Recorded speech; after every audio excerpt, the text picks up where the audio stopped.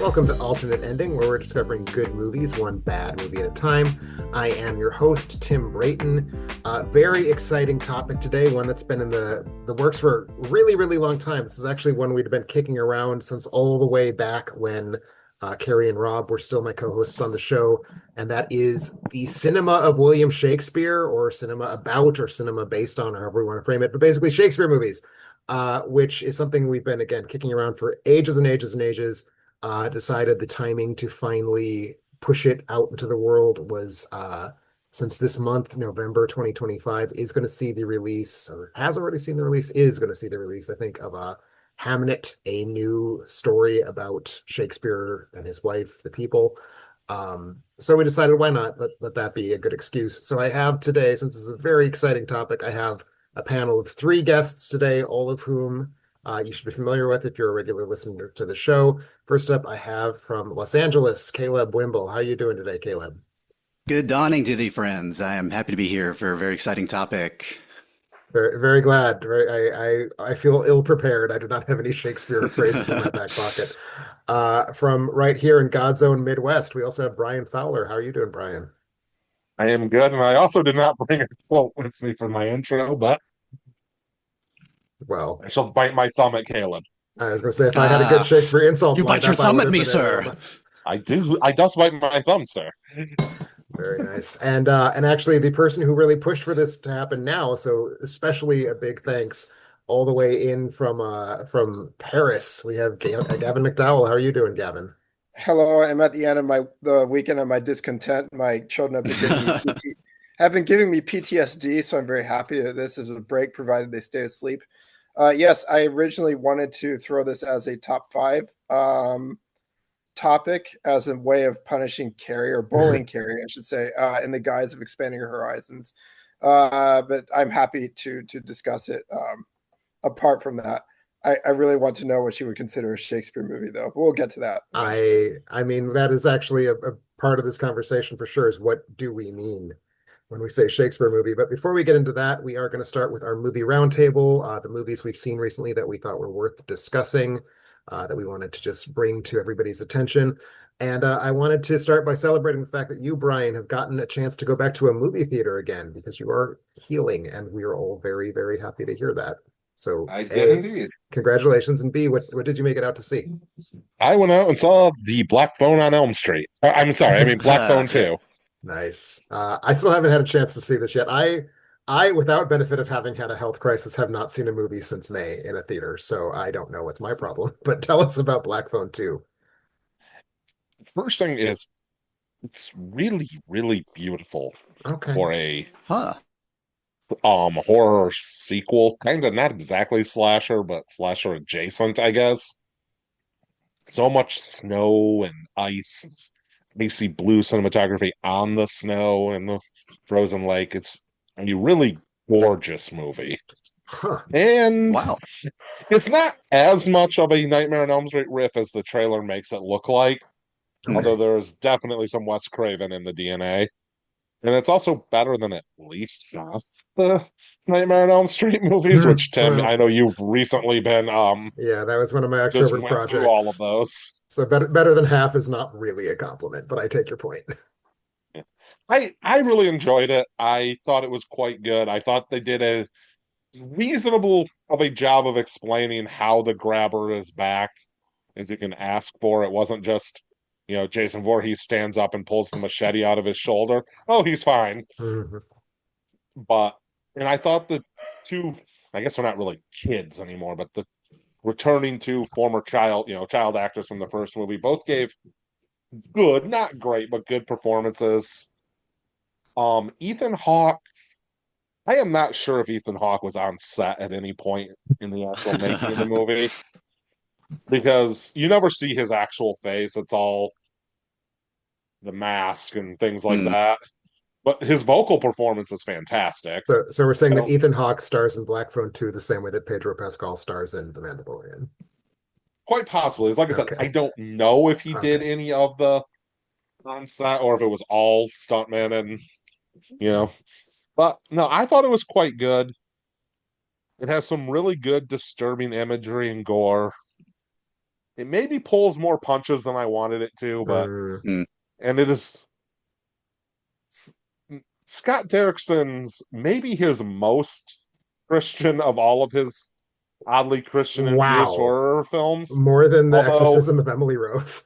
Whoa. maybe, and I would love to talk about the theology of it, except I don't think the theology of it is really made any sense beyond very, very basic God is real. Okay. But it is a very, I mean, if you watch much of Scott Derrickson's work, you know he tends to infuse religious beliefs into horror films a lot, even ones that aren't explicitly religious, like The Exorcism of Emily Rose. Mm, But he continues to be a very good director when he has Ethan Hawke with him. okay. That's good enough for So me. I think that's about all I have to say about it without, spoiling the movie at all, which I don't Sure. want to do. No, I How appreciate would that. you compare the experience of the first one overall? They're different movies. Like they fit. It's not like, wow, this doesn't make sense with the first one. It fits within the loose rules of the first one, in my opinion. It's a very different experience. It's a very different kind of movie. Hmm. I think Okay. it's maybe a little more slasher adjacent than the first one was, Okay. Ah, partially Cool. just because it takes place at a camp. And that just yeah, yeah. immediately starts making me think of, you know, The Burning and about a billion Friday the 13th Uh, movies. Yeah, all the right. snowy winter camp thing immediately had me thinking Until Dawn, the story video game that's based on the Friday the 13th and now has spawned its own movie, Which right? was a movie But this year, if I'm not mistaken. Yeah. yeah, which didn't look at all good, but I'm very excited to hear this one is actually beautiful as you Yeah. described Yeah, it visually. That's beautiful was even not a more. word I was expecting to hear. Yeah. No, it is very pretty. I mean, for one thing, it's a cheat code to point the camera at Hmm. snowy mountains, Hmm. but Cool. it is very pretty. All right. Excellent. Well, you've got me more excited. It was like an obligation watch for me before, but now I think you've actually got me very interested. So thank you for Yeah, that. I'll be interested to see what you think of it when you get around to it in Yeah, I hope 2028. I am going to start the big movie catch up procedure as soon as I'm done clearing out old Patreon requests. But Gavin, I believe you have a very different kind of timely experience than that. What did you see? I saw The Promise, which is a 2016 film by Terry George, starring Oscar Isaac, Christian Bale, and Charlotte Le Bon. And it is about the Armenian genocide. So Terry George, he's the same guy who did Hotel Rwanda. So I guess his thing is genocide. Genocides. So What a thing if to you need, have. if you want to make a movie about a genocide, he's your guy. I was kind of attracted to it because there aren't a whole lot of. First of all, it's World War One, which is the reason I watched it. This episode will air on November 11th, which marks the end of World War One. Armistice Day. And this, the Armenian genocide is something that occurred during it by the Young Turks. Continuation of something that the old Turks had done, which was, getting rid of those pesky Armenians through death marches and various other things. It's the OG 20th century genocide, and was an inspiration for later genocide. So important historically. And I guess this movie is basically it's basically a Holocaust movie. So it Mm. takes this very important subject and it puts it through the ringer of pretty rote storytelling. Oscar Isaac is supposed to be an Armenian who is studying at Constantinople to become a doctor, and he meets Charlotte Le Bon. Charlotte Le Bon is a Quebecois actress that we kicked out of France, and now she's directed a film called Falcon Lake, which was well received, and apparently she's on something called The White Lotus. I don't know what that is. It's like a TV thing. So yeah, she's getting internationally known. She's also supposed to play Armenian, and then you have Christian Bale, supposed to be an American journalist who is wanting to expose the atrocity of the Turks. So we have not just a Holocaust story, but also it's one of those great love triangles thrown into a historical conflict, Okay. a la Pearl Harbor. And it's really, really fucking dull. I do not recommend this. I watched it out of curiosity. I had put this on like a long list of films I'd want to write about for my column, but I don't think it's interesting enough to actually write about. And there are a couple other movies about the Armenian genocide out there. There's one that was funded with Turkish money, called The Ottoman Lieutenant, and it denies that the genocide ever happened. It's just, oh, we just killed a bunch of bandits, rapists. Yeah, that's just, inherit their blood. Oh, that wasn't a genocide. As the title cards of this film will tell you, the Turkish government has never acknowledged what they did to the Armenians. The early days of World War One. But you don't need to watch the movie to know that. And I don't know. The Sweet Hereafter guy also made a film about the genocide. Adam Agoyan, Yeah. I think is his name. Yeah, so that's called Ararat, and maybe I'll watch that someday, but I think I'll wait till next year. So that's all I have to say. Yeah, I mean, you, as they say, you lost me at Terry George, honestly. Like, glad to hear about the experience, but like, Hotel Rwanda was what it was. I thought it was fine. Like Hotel Rwanda, at least like it didn't feel like a Holocaust movie. It felt like its own thing. Sure.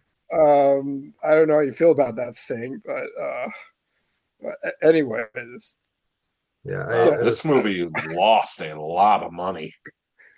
But $90 million to make this movie, and it made $12.4 million globally. Why would someone put $90 million into an Armenian Holocaust movie? I do not know. I mean, I guess Christian Bale was a big star and Oscar Isaac was at least. This was after Star Wars. Yeah. I mean, when I saw the actors, I didn't know this movie existed. Like, they didn't advertise it.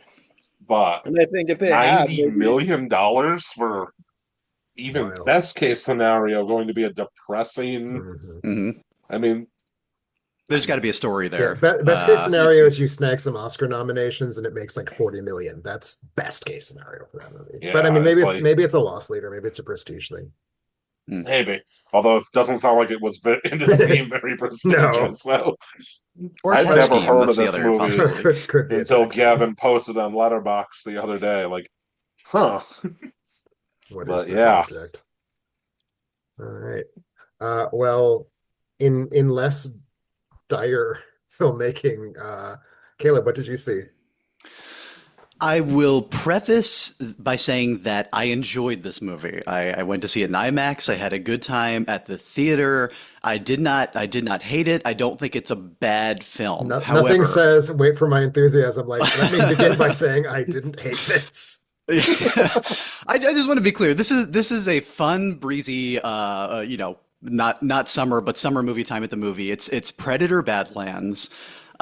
Continuing the Predator era of Dan Trachtenberg, who has sort of taken over the franchise for Disney between Prey and what was it? Was it Hunter of Hunters? Killer of Killers. Killer of Killers. Thank you. And sort of taking the series in a new direction here. And I quite liked Prey. I think it's probably the second best Predator movie or tie or somewhere in that contention. For me. I have it as cozily number 2. Yeah. Yeah.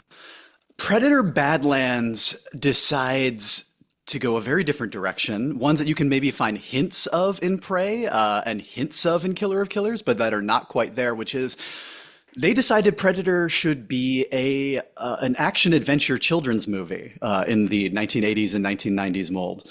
This is a movie that starts you off thinking it is title scroll and like throaty kind of Mongolian throat singing inspired Predator, like writing song and some title text about their their ethos as a culture, that they are predator to everything and prey to no one, and then starts off with a very almost Shakespearean appropriately scene with involving our lead predator's brother and father, and our lead predator is kind of the runt of the pack, and he is supposed to be going on his first hunt to prove himself. And turns out his father has ordered his brother to kill him for the honor of the clan, and his brother dies to save his life as he jettisons off to do the most difficult hunt possible on a planet they call the Death Planet, which is just full of unbelievably hostile organisms. It's sort of like the King Kong jungle planet. That's the entirety of this thing, and that's a pretty good setup. I feel like I'm pretty on board with that in the first 15 minutes of the movie. It doesn't look good at all at this point. None of the CG predator faces look remotely as good as the better rubber masks throughout the series and the little animatronic fangs. But that is what it is. Then, you probably get hints of this from the trailer, but he meets up with Elle Fanning's wisecracking, constantly quipping, bubbly android who is cut in half and gets slung onto his back like Banjo-Kazooie. Then they promptly meet I kid you not, like a goofy, mugging at the camera, hijinks-filled little cartoon monkey creature, who does all sorts of, kid sidekick animal gags endlessly and gradually helps melt the heart of this predator who is here to, do his hunt and get his revenge on his father and establish himself as belonging to his clan. And it is strangely also very, very, very heavily full of Alien universe stuff. This is, despite not being an Aliens versus Predator movie, Weyland Yutani is everywhere, and it's their androids all over this planet doing like a massive operation. Even taking cues from the Alien Isolation video game with the working Joe androids in that one, but it is completely defanged everything dark in Alien and in Predator. And the androids are kind of these like weightless, cartoony, torn apart easily, just cannon fodder most of the time. And you have to think of it as an animated movie because there's virtually nothing that's real that you're looking on screen other than like Elle Fanning's face part of the time, or her android sister, antagonist face. But it's not a pretty animated movie at all. The planet is just downright ugly and muddy. And whenever we get like what are they supposed to be, these wide sweeping vistas, like you can't help but think of what an achievement the Avatar movies are in that department, because this is just such a cheap, unimpressive looking vista by comparison. And it's not cheap. It cost $105 million, making it the most expensive Predator movie by a long shot, I believe. I don't have the figures offhand. I did just rewatch the entire series lately, but there's none of there isn't what I come to a Predator movie for. Like, I think the Predator movies are at its best when these are, they're brutal hunters against a prey that is beneath them, but also capable of being dangerous to them. They get you into the mindset of the people being hunted, usually bad people who don't expect to be hunted because they're the ones doing the hunting, and that's sort of like the core thread of the movies. Prey sort of changes that a little bit by having a really heroic protagonist doing a sort of, coming of age movie, adventure movie thing, but still preserves, I think, a lot of what is thrilling and sometimes frightening, but just like exciting and visceral in the Predator films. And this is not that. This is a movie. This is, again, it's a children's action adventure movie across a planet on like a quest of belonging and becoming and found family and realizing that you don't have to live in a brutal Spartan child killing society. That even though he does go back, shouldn't get too much into what happens later in the last act of the film, but it's just, there are lightsabers in this movie too. Did I mention the lightsabers? Like the full Disneyfication, George Lucasization, Star Warsization. This has, like full on George Lucas CG Phantom Menace era creations. That's the vibe of this movie. That's where it lives. And it's a fun enough one of those. Real lightsabers or off-brand lightsabers? Off-brand lightsabers. They still have a metal core, but then red lightsaber edges. Yeah, and they can slice through anything. And they call them laser swords, I think, in the text of the film, which is also originally what lightsabers were called by Lucas, I think, on set. And yeah, all of which is to say, like, it's a fun thing to take. It's like clearly aimed at the 8-9-year-old crowd, I think. And Disney was apparently pushing very hard for the PG-13 on this, which they can achieve by having no human deaths whatsoever, but really pulling punches on, like the android violence and the creature violence on the planet. There's like there is some viscera and like a lot of like huge, like, animated gory scenes, but they don't have like the physicality to them that makes you think like anything is actually being torn apart or bloody. Sorry, that's quite a lot to say. Yeah. It's not what you want, but I do have a question though. Yeah. So what do Sissy Spacek and Martin Sheen do? help It me took me a on minute. It the took me a minute. I got there. I got there. The movie The Badlands movie by Terrence Badlands. Malick. Right. Right. Okay. Sorry. That's a huge blind spot for me among like the 6 or 7 Malick films I've seen. I haven't gotten to that one yet. Okay. Okay. Yeah, but Uh, well, that joke fell yeah. flat. No, I got there It, eventually. I'll fix it in the edit. I laughed it'll by end muted. for Sorry, I've been laughing at all your jokes, but I muted myself. So No, that's that fine. was. Yeah, I thought it was funny. I am trying to be open-minded that franchises can't just be the same thing over and over again, although I think in the Mhm. particular case of Predator it can, because I think Uh-huh. Prey felt to me like we've solved the franchise. We'll just go to different periods on Earth's history and have a Predator there, which is kind of I think what Killer Right. Killers Yeah. did. Yeah, it does. Yeah. I haven't seen it yet.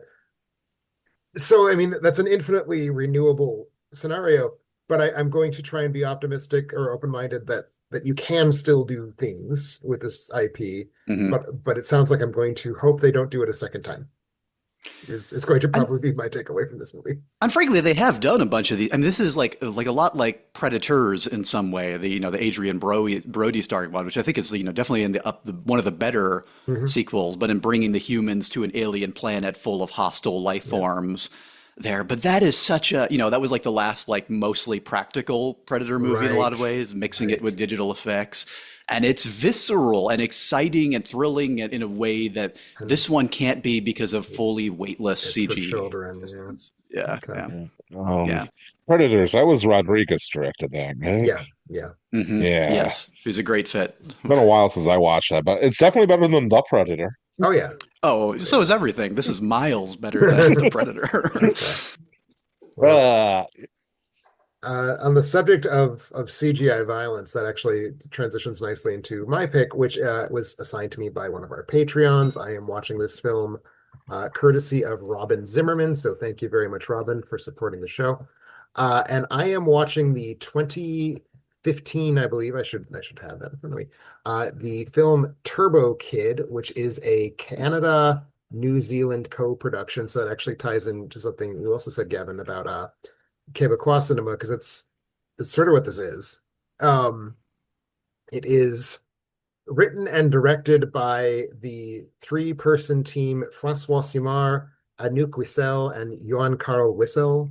Wissel, I don't know how to pronounce that. Anyway, so it is a film from 2015, which I think is interesting because that's of course the year that Mad Max Fury Road came out.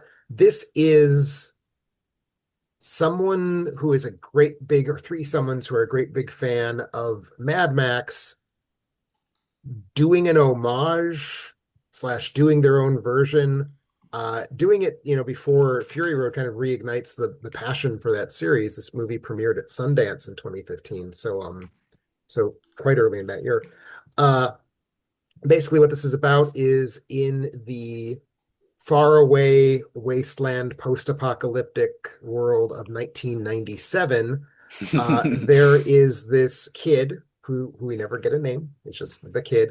But the kid is played by Monroe Chambers, who is kind of surviving as best he can while treasuring this comic book called Turbo Rider, which is this, superhero adventure about like someone using high tech to save the day. And the kid ends up sort of constructing for himself an identity based on Turbo Rider, hence Turbo Kid, involving like a big chunky plastic looking armor and an off-brand power glove is like a kind of beam shooter that he's able to strap to his hand and attack bad guys with. And the plot basically, which is sort of straightforward and sort of not really that important, but it's basically the Turbo Kid meets a young woman named Apple. Apple is played by Laurence LeBoeuf, who I believe to be a Quebecois actress.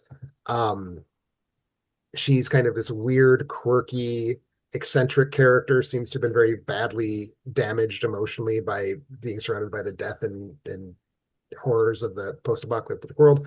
They pair off. The kid gets a crush on Apple. It turns out that Apple is in fact a robot.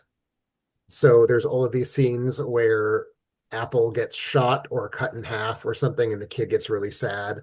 and then Apple's fine, and it turns out to Hmm. just, spring back. So they're kind of journeying across the wilderness, just trying to stay alive. But meanwhile, there is a kind of post-apocalyptic cowboy figure named Frederick, and Frederick is played by Aaron Jeffrey, who has gotten tangled up with the villain of the piece, a character named Zeus, played by Michael Ironside, who is very much the film's like quote unquote big name. And sort of as the plot congeals, the Turbo Kid and Apple end up trying to rescue Frederick from Zeus. And then once they've succeeded in doing so, now they're all three of them are on the run from Zeus and his army, which includes this henchman wearing a kind of cast iron skull mask, which is very much the most sort of George Millery touch here. People wearing these weird, eccentric, death themed costumes. Um, so it's basically just your straightforward. There's an eye patch wearing supervillain living in the wasteland who we have to stay away from. He has all the resources, but we have the pluck, that sort of thing. So it's very much this Mad Max exploitation type film, but made in 2014, shot or released in 2015. So it's very much in this spirit of we love 80s pop culture. So let's look backwards towards 80s pop culture. And it's doing that in a kind of weird way, which is that it's not trying to be a throwback piece of media. Like it looks like it was shot digitally. It very much has the cleanliness of a Hmm. 2015 movie. Getting back to my point about digital gore, tons and tons and tons and tons of blood effects in this movie. Okay, Just okay. Yeah. over the top, people getting cut in half and then their spinal columns like shooting blood, arms getting cut off, heads getting blown up. The Turbo Kid uses his power glove to like shoot bad guys and they just like erupt in a bubble of blood. Uh, most of it is CGI. And Hmm. not all of it. Like there's a couple different scenes where someone gets like cut in half, and again we see like waist, like blood gushing out of their waist. Those are props, but a lot of CGI blood here, which kind of takes away from the whole experience of the thing because it is like this very we love the 80s, we love not just Mad Max but sort of Yeah. the Italian films ripping off Mad Max and the other non-Italian films, although I specify Italian because there were about like literally 300 of them. um but it's Well, again it's go ahead.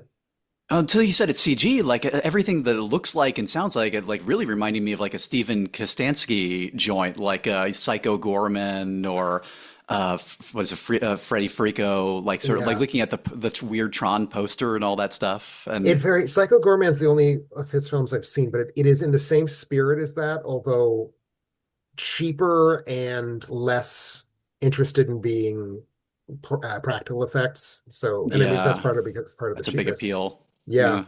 Um, but again, it's weird because it doesn't look like an 80s film. Although Hmm. all of the props are like evoking the 80s. Again, there's a power glove. There's these big chunky plastic things that feel sort of quasi-Tronish. There's a Viewmaster is a very emotionally important prop in this movie. Um, so it looks like a film from 2015, but it sounds like a 1980s film. The Hmm. score by Jean-Philippe Bernier and Jean-Nicolas Lupi is very synth heavy. There's this like power rock ballad that feels very 80s during the opening credits. So it's this weird mix of it's a pastiche and it's not a pastiche, it's an aesthetic throwback and it's not, which I don't know that I necessarily liked that part of it, but I thought it was interesting and it's not what I expected. Um, Hmm.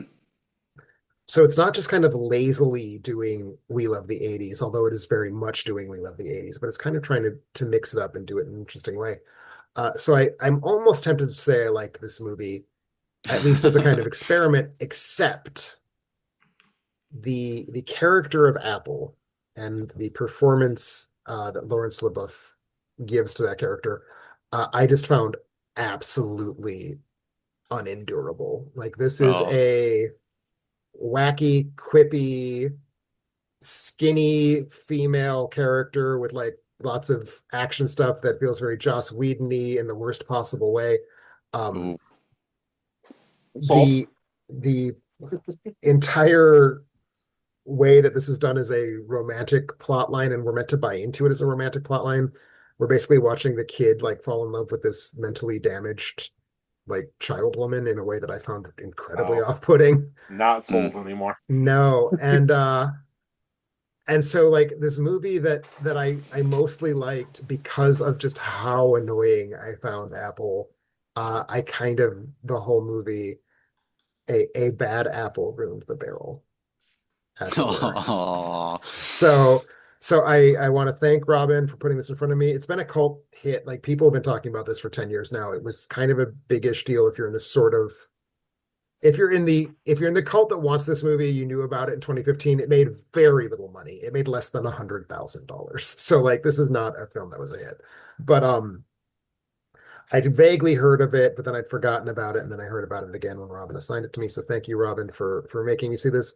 Wish I liked it better. It really does just come down to Apple just felt like jamming pins in my eyes for 2 hours or 95 minutes is the length of the movie. So didn't quite get there for me, but definitely an interesting experience. And definitely, I think if you not, I wouldn't say if you like Mad Max films, if you like Mad Max ripoffs Uh-huh. specifically, like if you're the sort of person who's like, I found this Italian movie from 1983 called like Robot Road Hunter or something like that, then go for it. You will have a good time, or at least you will have a time.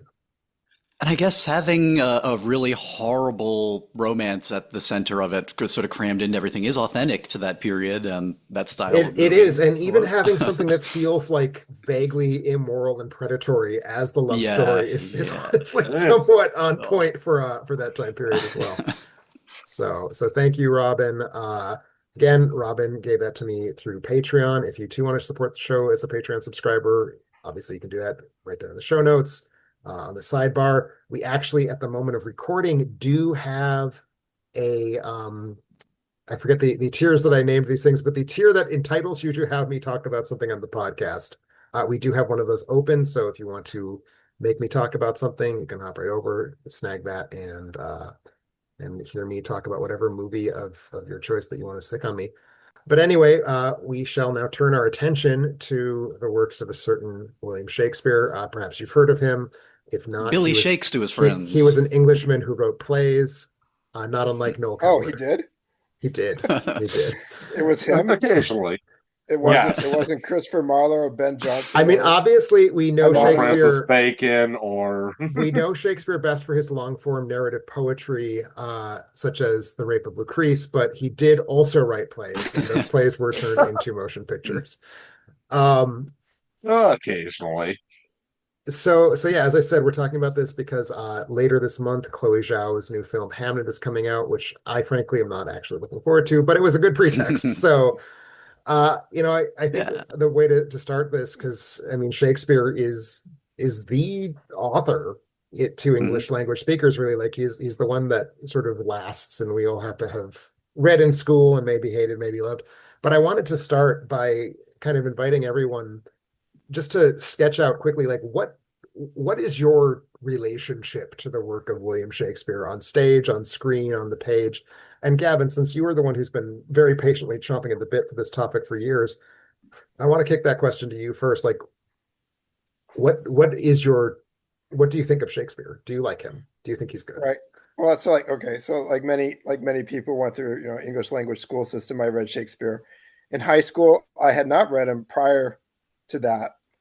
It was kind of strange. He always seemed like a very imposing author, but then I realized that it could be pleasurable, to actually read Shakespeare, and that his plays were intended to be consumed by idiots as well as the cultural elites. Harsh but So, true. and I mean, yes. So I mean, like it's not complicated to appreciate Shakespeare. You might not understand Mhm. everything, but it's not, complicated. And then, after high school, I guess I did engage with him a couple of times in college. I remember taking a class about like medieval and early modern literature, focusing on romance, or like kind of literature of the fantastic. And we read a couple of like deep cuts there. I remember reading Pericles, Prince of Tyre. Mm. And I think altogether I have seen or read about half of his works, including most of the important ones. I think the most important one I haven't seen or read is Henry V. Uh, Hmm. and and the biggest blind spot are the comedies, which kind of blur together for me. When I was looking at the Mm. titles, I actually couldn't remember if I had read certain comedies or not. And I knew like for one of my college classes, I read the one that has All the World's a Stage. And it was like, so I guess I've read As You Like It because it's from As You Like It. Right. But I remember nothing at all. It And then, doesn't I help. remember things.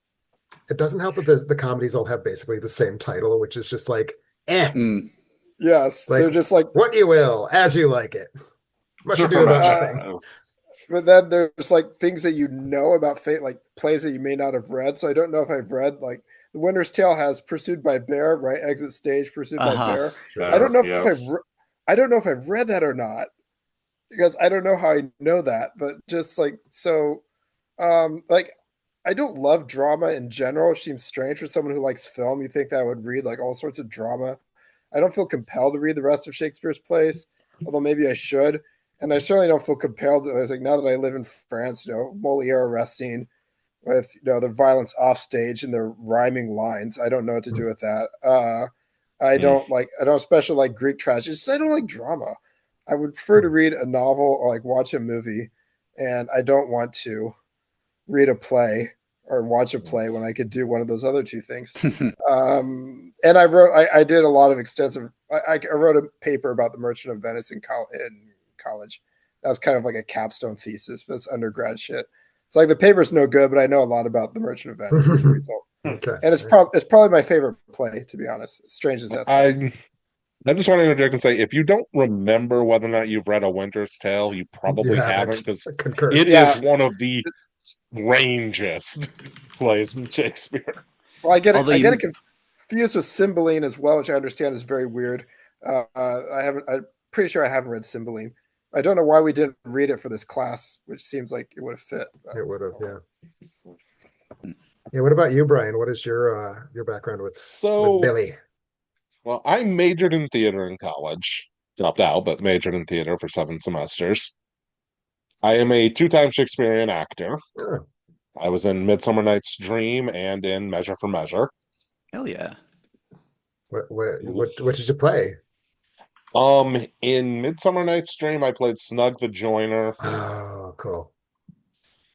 and I'm trying to blank on the name of the character in Measure for Measure. The To be fair, prisoner that who's that speaks of Measure for Measure. Mhm, mhm. Barnabas? Measure for Measure is good. Barnabas, It's the one I about think. it's Oh, the I one like about the Measure for pervert, Measure. right? Yeah, it's I the played, hypocrite. yeah, the Duke or whatever disguises himself as a monk and pretends he's left the country to see how things are really going in his country. I I played a prisoner that he comes to take confession from, and had to chase my head of department and director across the stage. So it was fun. That's great. But so other than that, obviously, if you major in theater, something you do is read a lot of Shakespeare. Sure. It seems to come up in just about every class you'll take, other than like just straight up acting classes. History of theater, you have to read Shakespeare, it's just you don't get away from it. So I have not read any plays, I don't think, since college, maybe once or twice since then, which is funny because I think I own three physical copies of the complete works of Shakespeare. Nice. But beyond that, I've watched a lot of movies based on Shakespeare, but I knew there was a lot going into this topic, but then I actually looked it up. Mhm. Well, looked up what Wikipedia said. And there are over 1,800 films on IMDb that credit William Shakespeare as writer or co-writer or based on. So I feel like I maybe haven't crammed enough for this, but we'll see what Sure. happens. Caleb, what about you? I adore Shakespeare. It's safe to say I'm a fanboy for the most part. Like I fell in love in I think middle school. Julius Caesar was the first one that I ever read, and for my taste, that was a very good entree into Shakespeare. I knew he was from and the substance of some of his works from like pop media absorption before that. Like I grew up, a very religious family, listening to thousands of hours of Adventures in Odyssey, and Shakespeare actually comes into that show a surprising bit. There's even a character named Shakespeare but anyway, that was my first lead into it. Started, an English class, like most people with the reading, and then in college, started actually acting in quite a bit of Shakespeare. And then after college, in my theater days, I was continuing to do a good bit of that for a few years after. I've acted in probably like 12 to 15, somewhere in that Hmm. neighborhood, Shakespeare plays, and I always have a blast. I think they're just the lyricality really sings, it really speaks to me. And like there was something that was unlocked early on when I like first had that moment that everybody does where you start reading Shakespeare, and you've read a couple plays with the footnotes enough to build a vocabulary Hmm. and to really just be able to enjoy it without like sitting there thinking about what the hell do half these words mean, or what. And you when you know enough of the euphemism and context that it sort of becomes like natural language again. It's just beautiful to me. He's constantly funny. Obviously, he's renowned for being, one of the like early progenitors of modern psychology in writing and drama, like the making of the interior man is sort of the classic Harold Bloom kind of way of Hmm. looking at him, I guess. And I have so much fun acting in them. They're so lively. They're like musicals in a lot of ways, and often there is tons of music. Shakespeare loved to put songs and bits of sonnets and things into his plays, but just the way that the meter that great iambic pentameter just carries you through the things that are being said, and when it's done well and naturally and not in like a stilted out of time kind of way, it just feels so alive and vital to me that I have no hesitation saying he's my favorite playwright. And I like quite a lot of the Shakespeare film adaptations. I only love a small few of them. It's a challenge anytime bringing stage onto screen in that way. But I do think it's just I think a lot of people have the sense that Shakespeare is like kept alive by the forces of intellectual elitism or whatever. But like Gavin said, he's playing for the groundlings as much as Hmm. it's so accessible in a lot of ways. And I think the fact that he's persisted this long is partly because of how alive and timeless and speaking to the human condition his stuff is. So yeah, that's my Shakespeare. I even enjoy watching the bad ones. Like I Nice. saw Ian McNeice starring in Henry VIII at the Globe, which is one of the absolute It's worst pretty bottom bad. tier It's pretty bad. plays, and still really enjoyed it. Yeah, Yeah. I want to add on, to the idea that Shakespeare's for the masses. He's not for stuffy academics in their velvet, or not velvet, their leather armchairs. Like Shakespeare is like in the middle of a very serious like discussion of like politics and death and the morality of what we're doing.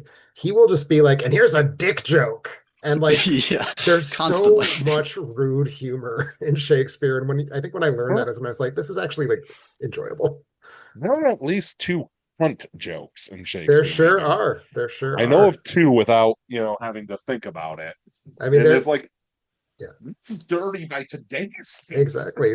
There is a line in Romeo and Juliet that somehow I don't think makes it into the high school editions. Oh, that thou were an open, or that she were an open arse and thou were popper in pear.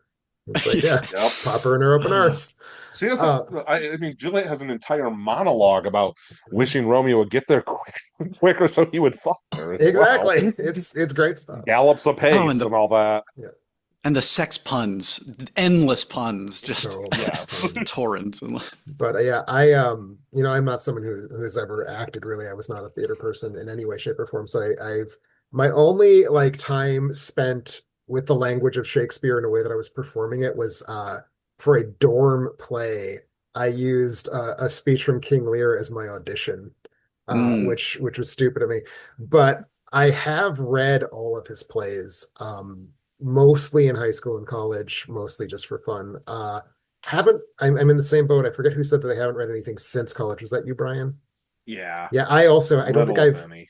I don't think I've read any of his plays again since then, although it's at least possible I like flipped through a couple of them after I was watching a film adaptation. I'm also unfortunately in a situation where I've seen very few of his plays live. I've seen Lear and I've seen one of the other tragedies. I can't remember which one it was. It wasn't like one of the big ones. It was at Chicago Shakespeare Theater many years ago. But I've seen actually more operas adapted from Shakespeare than mm. I have seen Shakespeare plays. And Wow. I do grapple with the question, is not is it appropriate to read the plays. I mean, they're beautiful literature. It's worth reading them. I grapple with the question of like, if you're reading it, is that the same as like actually engaging with it? Because they're theatrical text, right? It's the same as God, like no. Yeah. would you read a script? You don't read a play in the same way you don't read a screenplay, right? Like Yeah, I mean, that's not the fun of No. it. Or there's at a least you lot read of it reasons. aloud. Yeah. Yeah. Yeah, there's a lot of reasons to read Shakespeare, but it is not the same experience Yeah. as it's even like this is little factoid I have left over from majoring in theater, but in Shakespeare's time, people do not say they went to see a play. Hmm. The wording was we went to hear a play, Oh, Yeah. Yeah. interesting. which I think says a lot of unlocks a lot about Shakespeare. It It sure is does. the words, but it's the lyricism of hearing them said by somebody who has the rhythm down, knows what each word means, knows what they're doing with them. Yeah.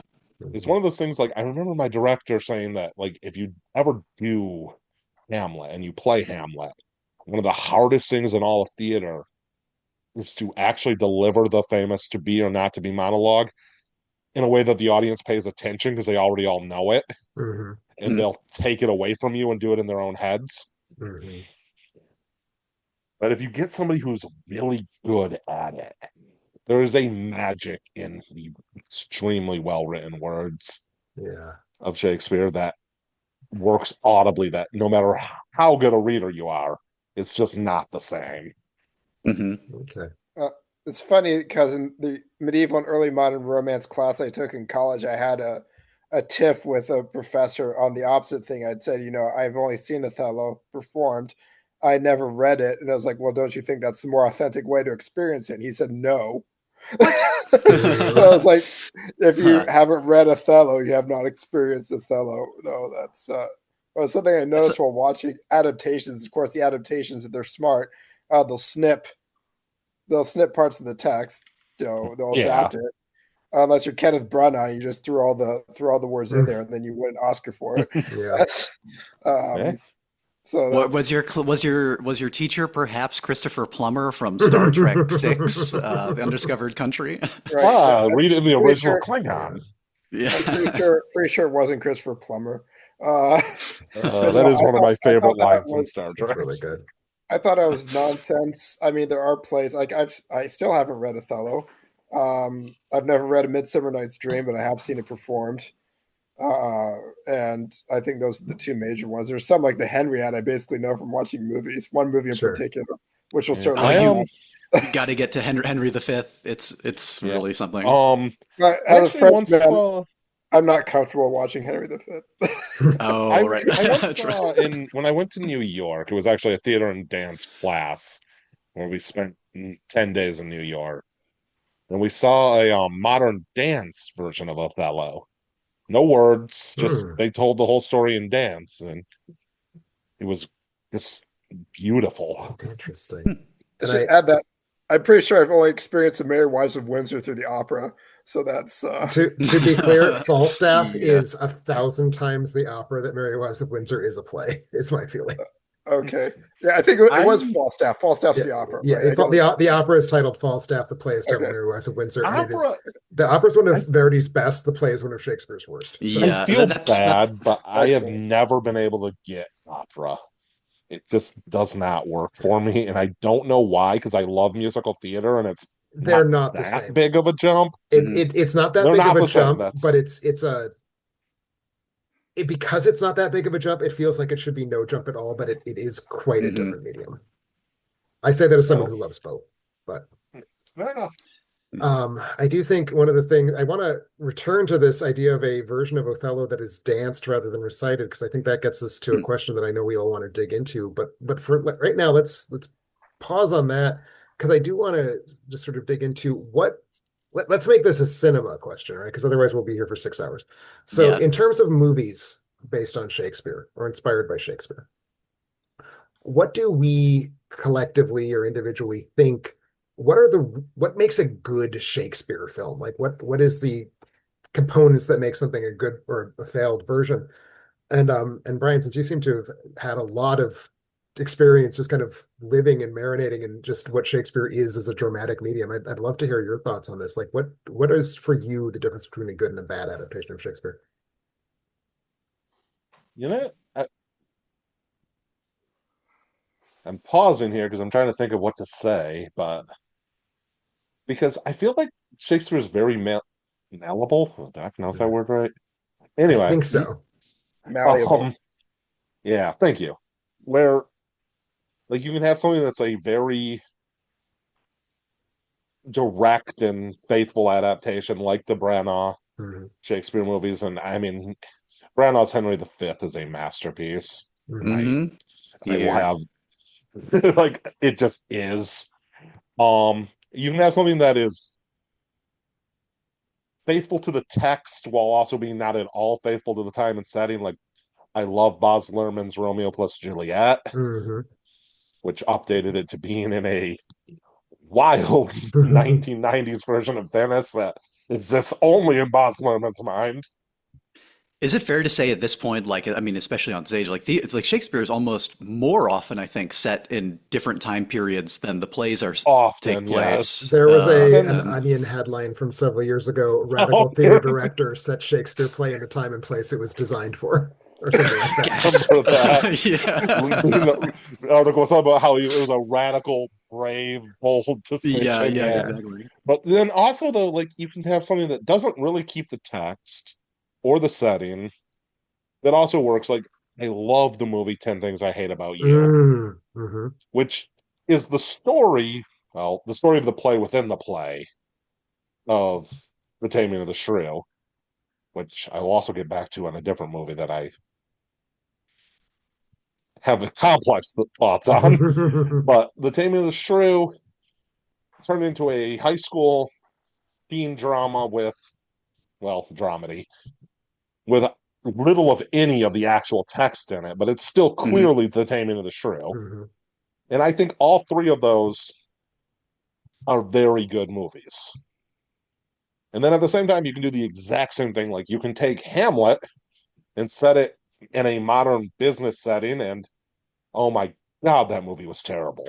That movie, the only part of that movie that I think works is the joke that the to be or not to be speech happens in the action section of a blockbuster. Like that is I forgot about that. the solitary thing about that movie I'm willing to say a nice thing about. It's like that's a good joke. And you can Sidebar make, here. We're talking about the Ethan Hawke modern Yes. day from the yeah, 90s. sorry, yes, the Ethan I Hawke. don't know who directed it. I don't Michael either. Amoreda, I believe. Hmm. Okay. But that I watched that once when it was relatively new. I rented it, and oh my Yeah, God, it's bad. in my one of my college classes where I read Shakespeare plays, which was Introduction to Critical Literary Theory, which anyone who knows the way I feel about anything probably knows that I bounced off that class real hard. But I did a Marxian analysis of the Michael Almereyda Hamlet, so that is a film I've seen Mm. like multiple times, I unfortunately. am so sorry. Just God, that movie's bad. That is a bad But movie. and it's like you can make bad movies out of faithful Mhm. adaptations. You can make bad movies out of adaptations that don't keep any of the text. So I don't know that there is a specific this is what works and this isn't what works. Sure. I think It's a know it when you see it or know it when you hear it, I guess. yeah, it's And like that's Shakespeare why I movies. couldn't come up with an answer to that question. No, that's I think I great. Yeah. I have thoughts on this. I went through. I have the 2020 edition of 1001 Movies You Must See Before You Die, which it's not a canonical text, but I do use it as kind of a rule of thumb of Mhm. films that are relatively important. There are almost no direct Shakespeare adaptations in that book. The Interesting. only one that I found that is actually it's Henry V, but not Brownell's is Laurence The Olivier, who must Olivier. come up, and I'm not sure why they picked that one. The thing is, I actually confused them in my mind because I always saw the poster from the Brownell, and then I see that Olivier is different. And as I mentioned before, I haven't read that one, but all the others are like pseudo adaptations. I might as well roll them off. I mean, basically, to state my ideas up front, my favorite films of Shakespeare are basically luscious visual films that keep the story and jettison the text, with one exception, which is also a lush visual film, and that's Julie Taymor's Titus. Hmm. Mm. Uh, whereas Titus Andronicus is no one's favorite Shakespeare play, but her movie is just like it's off the wall. It was like everything, like throw everything and see what sticks.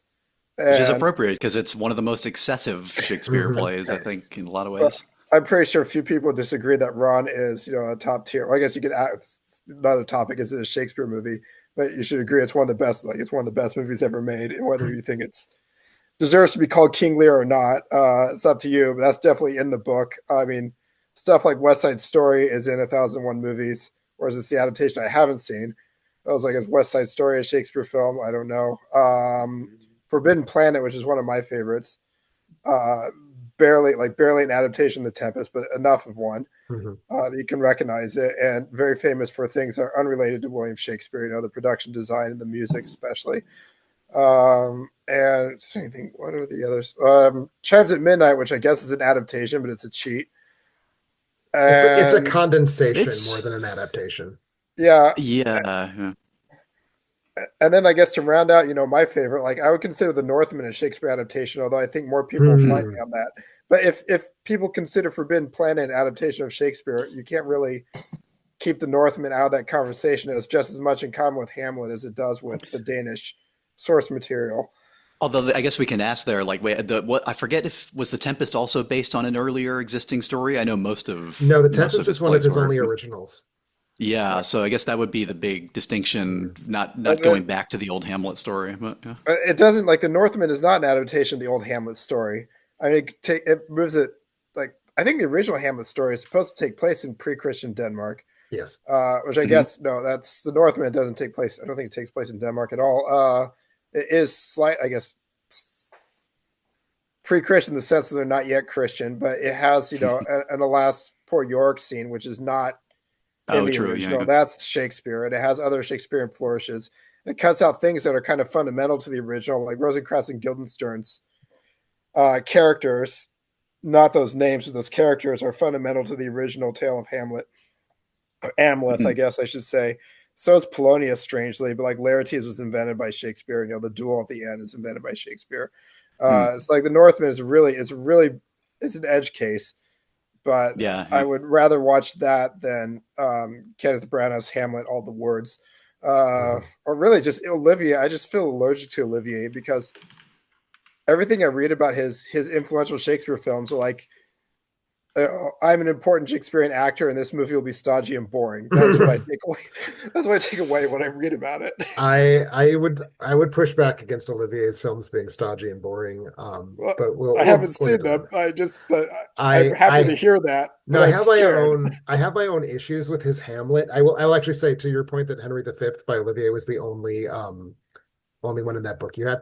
I'll just go ahead and tip my hand. Henry V by Olivier is my favorite original text film based on Shakespeare that's not a Macbeth. Mm. For whatever It's strange reason, Macbeths work better than any other play. Like Yeah, there's yeah. I I had been the wanted at to talk same. least about that. I had three the same great thought. Macbeths.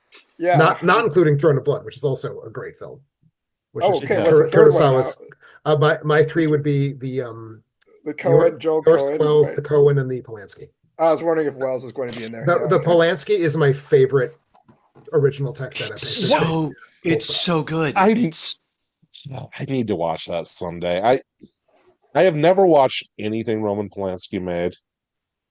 I had this really weird At thing when I all? was Oh, literally you're Wow. too I pure for was this earth. See Chinatown. I don't care if he's a yeah, bad I man. know. See Chinatown.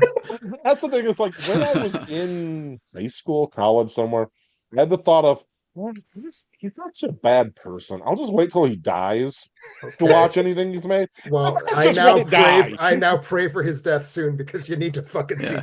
Just Chinatown. there's so many ways to watch them without giving him any money or any possibility of money. It's Yeah, definitely but You're, the quite Scottish, easy but now.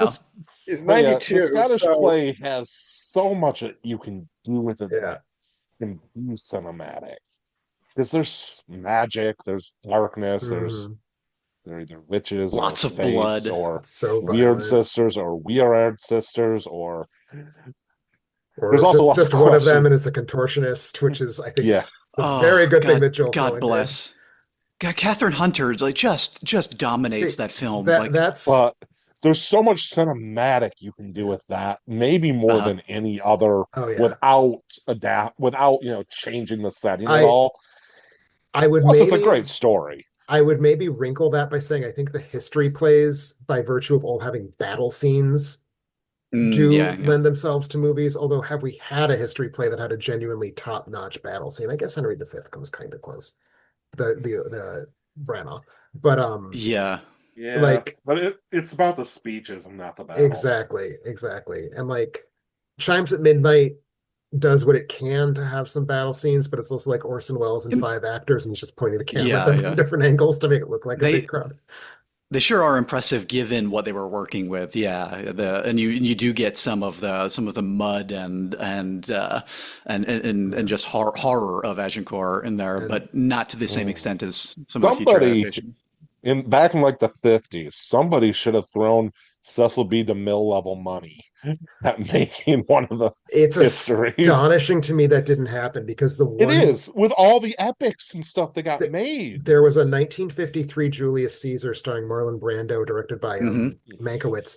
That was a pretty Right. substantial success, Yeah. and I do not understand why that didn't like trigger a wave of Shakespeare Yeah, adaptations. because you got Brando doing the Mark Antony. yeah, I was trying to Wait, think of the I think name it of was the Mark Antony. Was he speech. Brutus? I don't know. No, no, I he haven't seen does the the movie in like speech. 20 years. Yeah, he does the speech. Yeah, The speech about how, Brutus is an honest man, blah blah blah, yeah, where he, then says how he lied. Brutus is an honest man. Just that yeah, speech, and yeah. Brando is. I know That is you're a not a great speech. big Brando fan, but I'm not, but I like God, he's that. so I like good. that particular incarnation of him. That's That's one of definitely those four one. straight Oscar nominations Brando Yeah. got. Yeah. And I think that film mostly lives on in classrooms specifically for that speech being The shown two just in James yeah, any Mason was Shakespeare movie. Brutus. Holy shit! Of course he yeah. was. But those two speeches, you have Yeah, Brutus's speech and Mark Antony's Hmm. yeah, speech, and those are the best parts of that movie. for sure. Not anything with action or But yeah, whatnot. I will say I still haven't actually pinned down my answer to my question. So what makes a good adaptation of Shakespeare? And I think there's two questions here because one is the what do we do with the ones that drop the script? What do we do with Ron? What do we do with Throne of Blood? Which I mean, if we're talking what is the best movie that has any Shakespeare in its DNA, clearly that's Ron to me. Like that's not even a debatable question.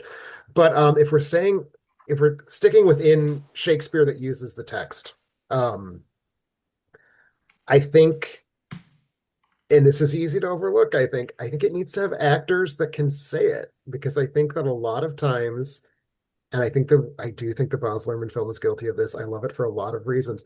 You Hmm. have actors who are reciting the words, but they don't know what those words mean Yeah, because a that's lot of them some are of. weird. That's a It's like huge Brian problem. Dennehy is really good in that Yeah, movie at reciting the words.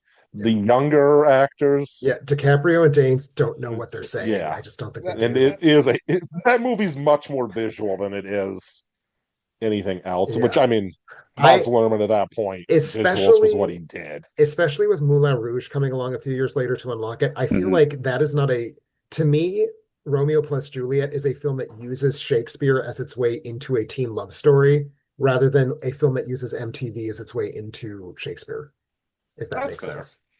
Which I think is a Yeah. very approachable, appropriate way to do it. Because then 4 years later, 5 years later, whenever it is, he uses pop songs as a way into a love story, right?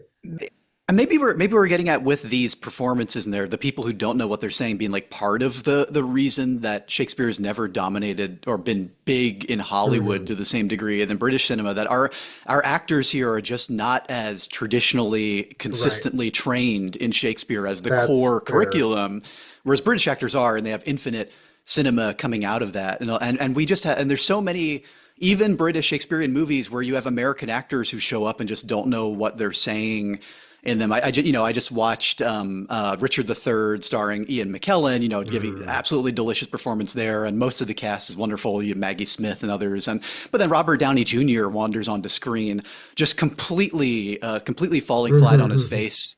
Brian, Who you and I did were just Downey talking. play?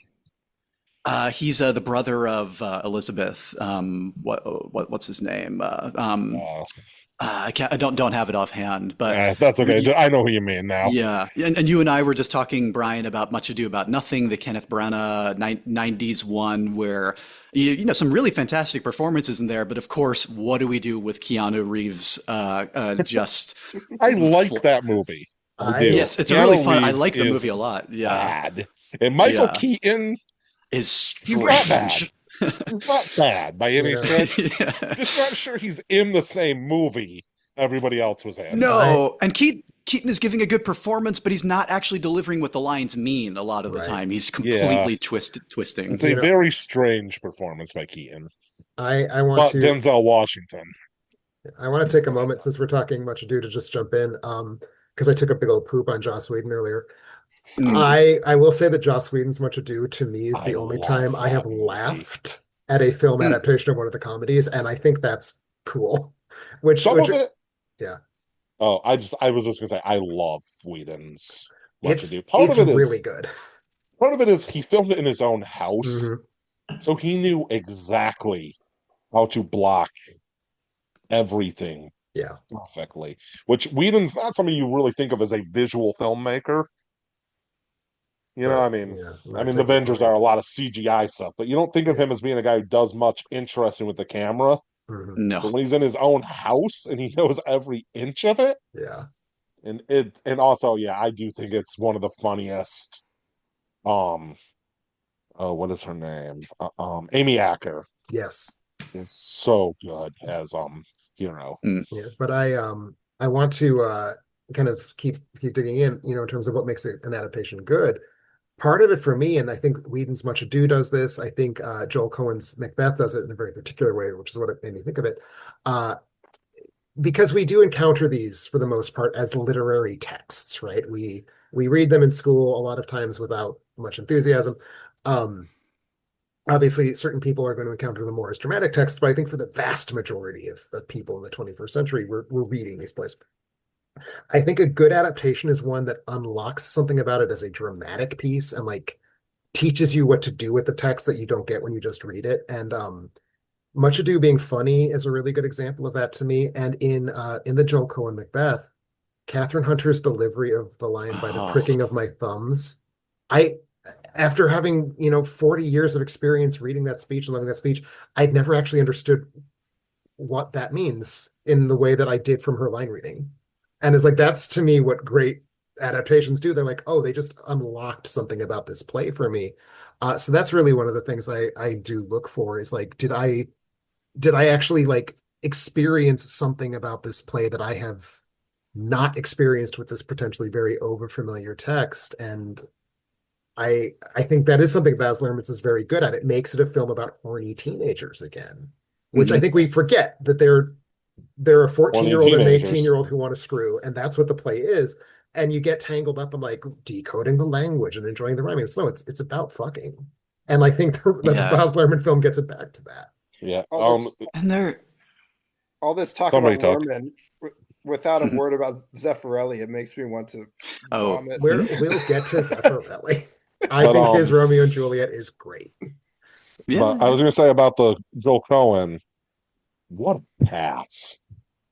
Like, on paper, it looked like a great cast. I mean, Denzel Washington, Frances McDormand, etc. It's amazing to see a great cast fully live up to, if not exceed expectations. And talk about making one of the comic bits that I'd never found funny.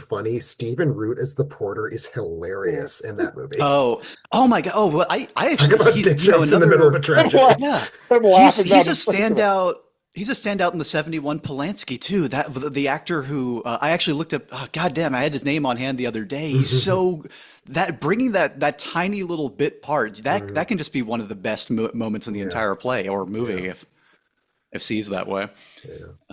But you're talking about we're still on the what makes a Shakespeare and like the core to the text, like how do you translate that for an audience? Also made me think there's another category of Shakespeare movies translated into foreign languages and like what we do with those.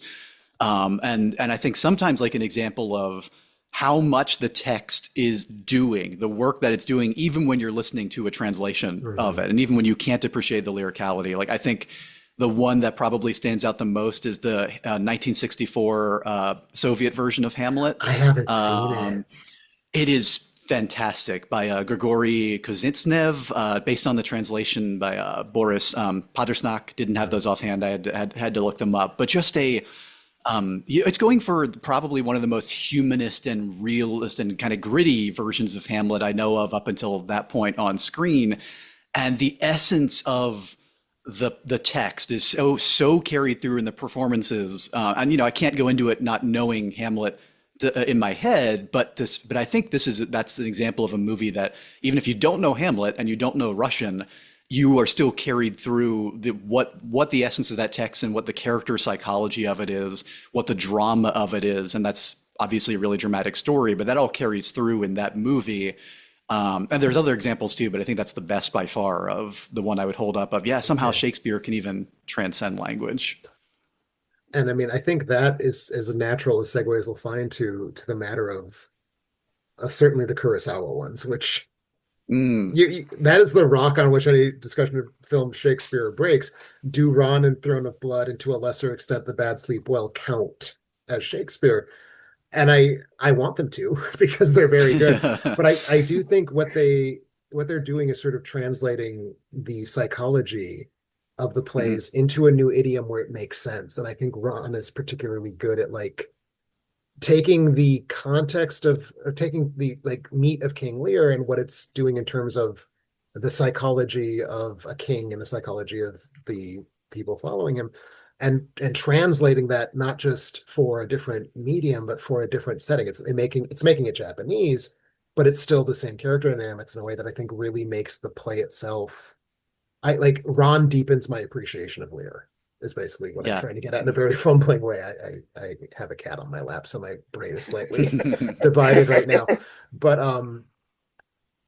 and I think that's also something, I think we touched on the Baz Luhrmann Romeo and Juliet making it about teenagers again, but I think so does something like 10 Things I Hate About You, which of course Taming of the Shrew is not about teenagers, but it's making it about like these rom-com sort of emotions in a way that reminds me at least like that is what it is, right? It is a comedy. It's Yeah. about people falling in love. It is about, brutal wife beating, and that's Hmm. funny if Yeah. you're a Victorian Elizabethan English Well, person, apparently.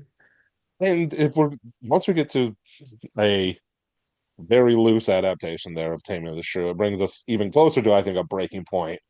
Is Kiss Me Kate a Shakespeare adaptation? That's a great question. Because, I don't know if any of you have read Taming of the Shrew or not, I have. but Taming of the Shrew is not just the story about Catherine and Petruchio and Horatio and Bianca. Hmm. There's a that is a play within the play. Hmm. The actual beginning of the play, I can't remember if the guy in, I think, and the guy is passed out drunk, if I remember right. Yes, there's a And he drunk in an wakes inn and up. they decide to prank him. Right, They right, right. play a prank on him by pretending he's, I don't know, royalty or nobility, something. Like I said, it's been 20 some years since I read the play. But they act as if and eventually convince him basically that he is this important person and they're here to put on the play just for him. And then they Hmm. put on the play about, Catherine the Cursed and all that. So then you get to Kiss Me Kate, which is a movie about a musical. Well, it's a musical. It's a musical first, then a movie about a musical adaptation of Kiss Me Kate and what's happening backstage. It kind of also mirrors Kiss Me Kate in a way, or Taming of the Shrew. Yeah. Taming of the Shrew backstage. And there's even, I know it's in the stage show. I don't remember for sure if the song is in the movie or not. But at the beginning of the musical within the musical, there's a song, We Open in Venice. It's basically about how, no, we're just a troupe of actors going around performing. Mhm. We go to Venice, Padua, That etc. is in the movie, yes. That is in the movie. Okay. I have watched the PBS film version of the Uh, play much more recently than I have the movie. I actually don't know the play version at all. I only know the movie. So Um, It's funny. I've the I've stage seen it show is performed much better, twice. I've seen the but stage show twice, never seen the movie, never read Taming of the Shrew. it, So it this is um, doesn't it is count. the only 3D MGM musical, which is to me an extremely important thing to Mm. exist in the I world. do own it on 3D Blu-ray, even though I Same. have no way to watch 3D Blu-ray right Yeah. now. I watched it in 3D when I still had my 3D TV. It's But weird. yeah, but so I just find what the actors have to do in that scene if they're actually trying to do all the layers of this.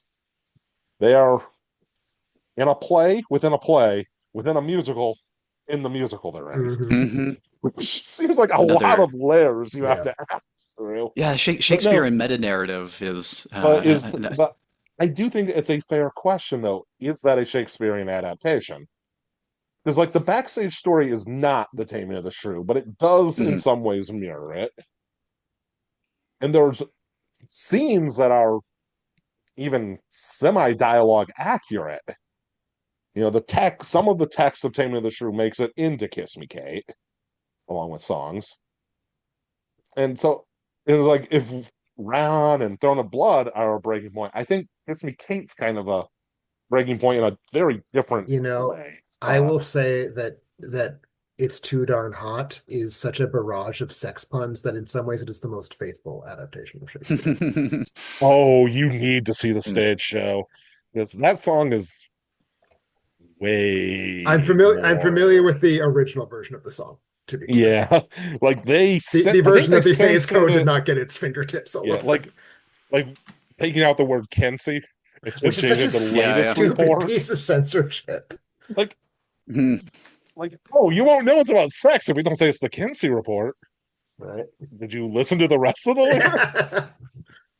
Well, and speaking of the lyrical adaptations and like what does it count when you're going into this level of musical? It's I think interesting probably that at this point in pop culture, people are more likely to compare two houses both like in dignity to the Jets and Sharks than they are to the Montagues and Capulets Sure.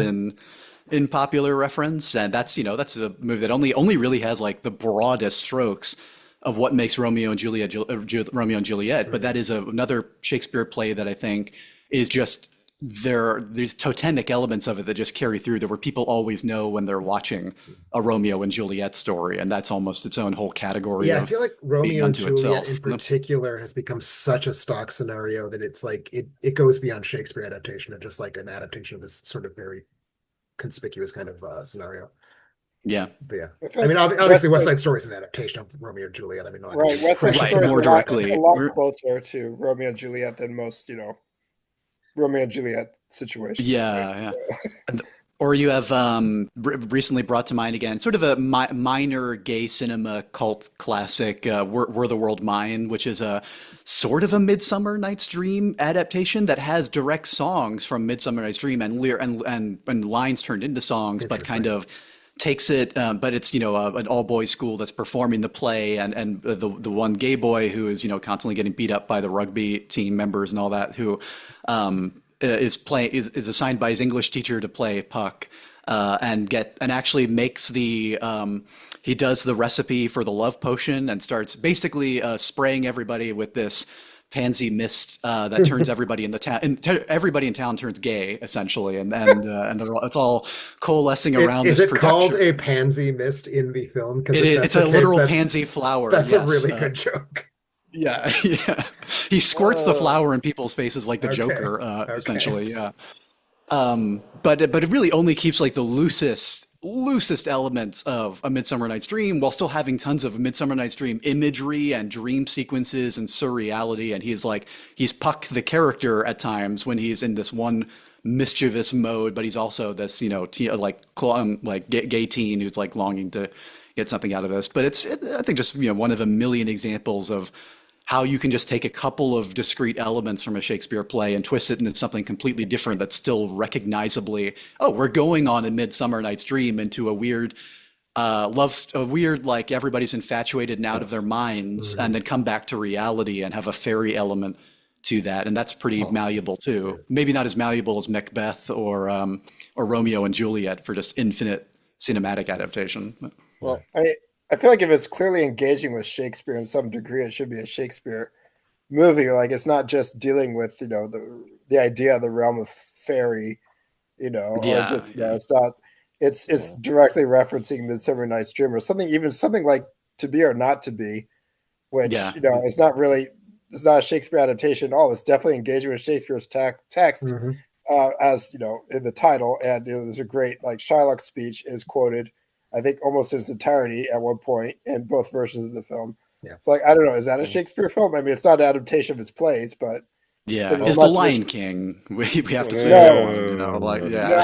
about like no. have you guys seen Renaissance Man with Danny I DeVito. when No. when the first time that a certain someone said he hadn't seen Henry V popped up, and I was like, "How dare you not have seen Henry V?" My immediate thought was, at least go see Renaissance Man. Sounds Mm. just to hear Okay. the speech.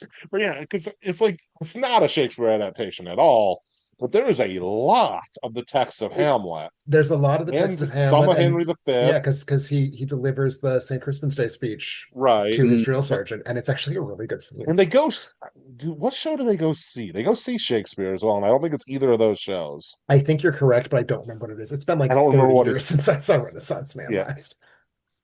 Which not a movie with a good reputation, but it's a movie I quite It's liked. it's cute. It's a Penny Marshall sort of like it's cute without being meaningful, but Yeah, there's it's room like for I mean, that.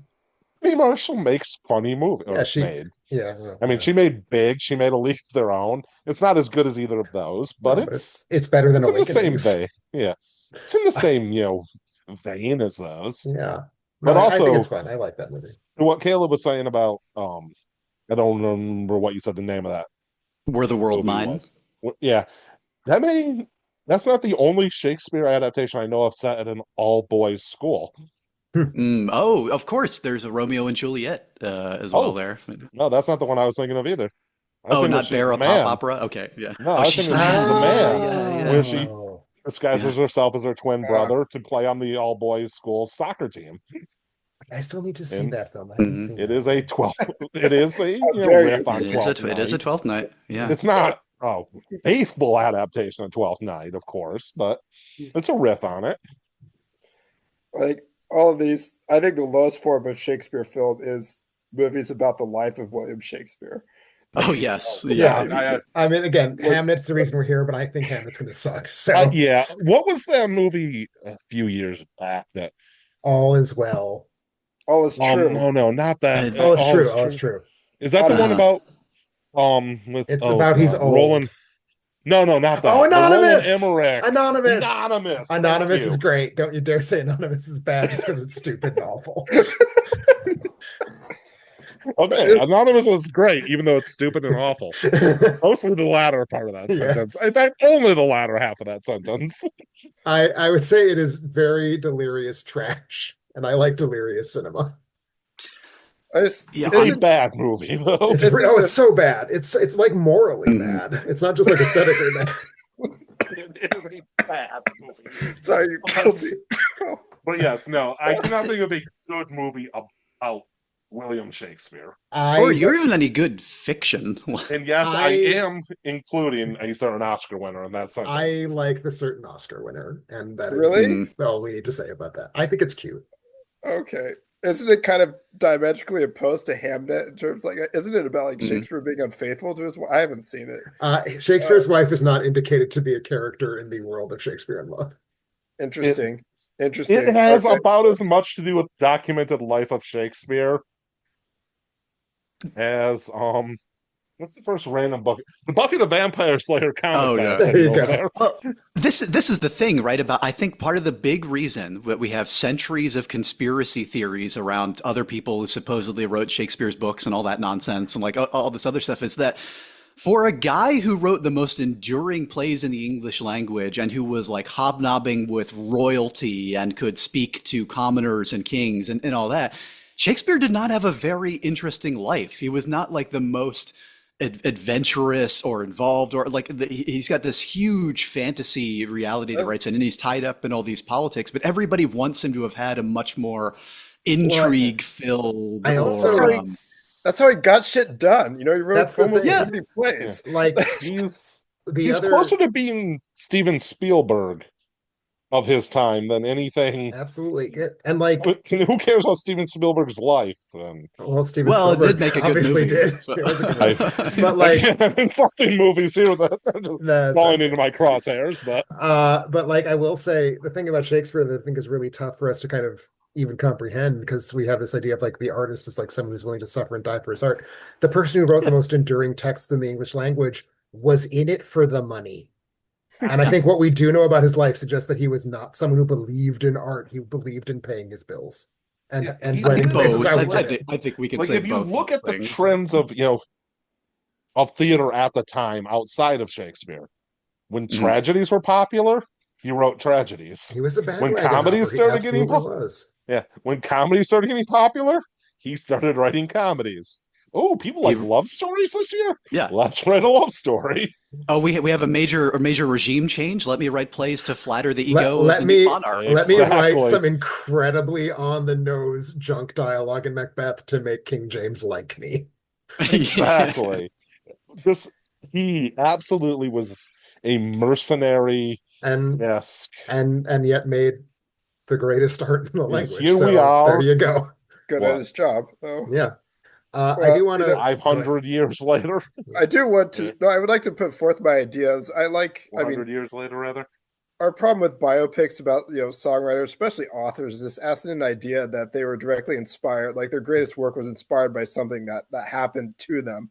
It's like we have a movie about Tokon where he decides to write about a dragon after he's in World War One, God, and he that sees a movie's flamethrower, and I stupid. was like, well, he never would have written about a dragon if he hadn't seen a flamethrower. So like we should have like a movie about Shakespeare in which he has 38 separate incidents that inspire each one of the 38 plays Yeah. that Right. he How wrote. how did Walk Hard not kill that format of biopics dead?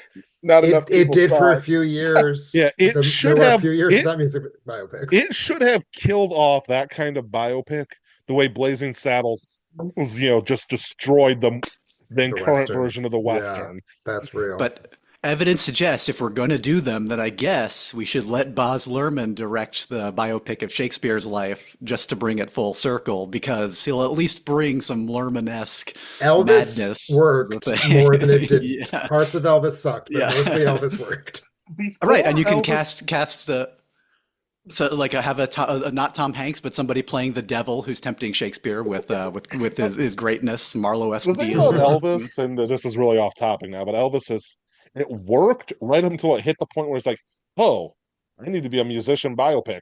Here's the drug addiction. That the drug addiction Right, just of kills course. the Yeah. movie dead. It really does. But I do want us to maybe switch yeah, gears. Shakespeare. I don't want to run too long. And this is a great. We could talk about this for days. But I do want to quickly, before we forget to, what is everyone's favorite films? Because we've talked a little bit about in general, like what makes these good and bad. But like, I just want to get, and we kind of got your list, Gavin. But what are Yeah. your Shakespeare go-tos? Like the ones that you really think did something great and special in bringing Shakespeare to the movies. What about you, Caleb? I think I'm going to have incredible overlap with everyone else here. The ones that are most near and dear to my heart are The Chimes at Midnight, Orson Welles' sort of compression of the entire Henriette and bits of Mary Wise Windsor into his Falstaff story, which is just an all-time incredible performance by Welles. Like Falstaff has been performed so well so many times, and he just embodies the character. And I think also a great supplementary thing is if people watch the I forget which show, PBS one maybe, where he was, or a late night show where he's doing a Falstaff performance behind stage while getting into makeup and gradually becoming the character as he applies his own makeup. Oh, that's neat. For Falstaff, it's a wonderful bit of like, oh my God, there's a reason Orson Welles was the all-time memorable figure of film that he was, despite burning out of the industry so hard multiple times. Just great movie. And then this list isn't in any particular order, but I have multiple Macbeth entrants, of course, is the Tragedy of Macbeth by Joel Cohen. We've already mentioned a bunch, but I think the draping German expressionism of that movie, the performances, Catherine Hunter at the top with a bullet there. I was just so engrossed, like brought into this other world, this this dark fantasy, like shadow inversion. Jude Law's Ross in there, and of course, our two leads. Spectacular film, and Roman Polanski's Macbeth, which I just revisited the other day, which is in some ways just gets to the murderous heart of that play and feels so. And I didn't really have the context when I saw parts of it when I was younger. Much younger to know, but feel like how personal it is to the murder of Sharon Tate and him working those feelings out in the course of the movie. The darkness and a sense of coping with incredible evil done for such senseless, stupid reasons of like almost nonsensical reasons in the case of that Macbeth, which. it's just mesmerizing. The surreal scenes in there, the dream sequences, I think, are some of the best. It does sort of have that. We haven't brought up the fact of how you maybe another barrier to Shakespeare on screen is what do you do with all the fourth wall breaking? This is something every Shakespeare movie has to decide whether they leave it out completely. What do you do with the monologues and the character and the leads, repeatedly talking to the audience, bringing them throughout. And the 71 Macbeth makes a decision to put a lot of it in voiceover, which I don't love. I think he could have just as easily had them speak those lines to themselves in those scenes. And they kind of do sometimes. They'll do partly voiceover and then speaking it to themselves. But that's always, a question, but just fantastic. Yeah, I was gonna say the Olivier Hamlet does a lot. It kind of splits the difference between voiceover and actually delivering the speeches, sort of just to nothing in general. Did you have I think any you other... just got to I think you just got to embrace the talking to the audience. Like often works best. Like Ian McKellen having an incredible time in Richard III, just reveling in the absurd levels of that character's unexplained evil. It's not really one of my all-time favorites, but just to mention that performance. And then of course Ron, I'll let other people talk more about Ron, which is for me Kurosawa's most beautiful film, his most striking and epic in some ways, and just this galling rendition of Lear it leaves me speechless. It's so good. So I'll let people who have more words for how that effectively translates it. And we've already brought up Branagh's Kenneth V or Kenneth V. Henner Branagh. Kenneth was the page. Yes, Kenneth V. I think it is the best Branagh film. I do think there's a really good argument for the Olivier Henry V one being the better movie overall slightly, but I have so much fun and so much fondness with the 1989 Henry V. I think it is just like, if you want a Shakespeare movie to show to rowdy kids in a classroom why they should care about the bard, this is the one that comes closest out of any of them while having his language. It's so exciting, like Derek Jacobi as the chorus, just lifting you up at the beginning into the heights of the soaring narrative, throwing open the big doors of the stage as he's wandering backstage, and suddenly we're rushing over fields and through the scenes of London, and then into the British court, getting the missive from the Dauphin. It is a nonstop, exciting, thrilling, fun crowd pleaser of kind of tricky plays in some ways. Like at what points is this just a pure royalist propaganda nonsense story about glorifying war, glorifying terrible, senseless wars of succession for your sovereign, and making that seem like the coolest thing that's ever been done, versus grappling with to what degree that affects Henry himself and Branagh's performance of him. Sure. And granted, I have extra attachment to the Henry ad because later I would play Hal in all three of his ones in there, and had a blast doing that. But I saw this long before that, and I think it is just. Like I said, this is the movie I show people who don't know Shakespeare and like, why might you want to care about him? Watch Henry V by Branagh. Gavin, what about you? You already named a few specifically important ones to you, but do you have any other titles that we haven't touched on? I have some runners up that I would like to mention just very briefly. Back when I was an undergrad, they had a Shakespeare-a-thon, which is how I watched Ron and Forbidden Planet for the first time. Well, so obviously they considered those Shakespeare, but they also showed an Indian film called Omkara, which is an adaptation of Othello. And I thought that was quite a striking film. It's from like 2006, and it has song and dance numbers. The middle one, there's one in the middle of the film which I thought was quite good. And the ending, I believe, if I'm not misremembering, it's right after Othello kills Desdemona, and he's just kind of standing over a corpse. Spoiler alert. Anyway, yes, I'm sorry. Continue. Right, so that was very striking. I want to mention again the Zeffirelli Romeo and Juliet because that's the superior Romeo and Juliet. Just yesterday, my favorite of his plays is The Merchant of Venice, and in terms of theatrical films, you only have the one with Al Pacino as Shylock, and that was I thought that was pretty decent. There's some location photography in Venice, which is hard to fuck up. Pacino, I thought, was unexpectedly good as Shylock. I would not have expected that. his delivery of the "hath not a Jew eyes" speech is a little on the nose, but mostly it's pretty solid Shakespeare production. And just today, on the recommendation of Freya, who is some type contributor, is on the Discord, told me that Derek Jarman did a version of The Tempest, and I thought Oh, that would be good. that sounds it is good. I saw it today. It Oh, is cool. it is a weird ass film. It feels like a haunted house movie. Mostly takes place in a decrepit house on this like island. Of course, an island that's I mostly think about taking out place outside, but it's like really striking images, really offbeat tone, lots of swinging dicks because it's Derek Jarman. He manages to make the Tempest as gay as it possibly can be, and definitely worth watching.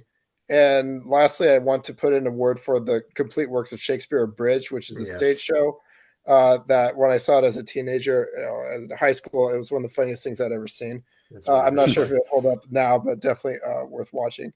Yeah, that's like Shakespeare.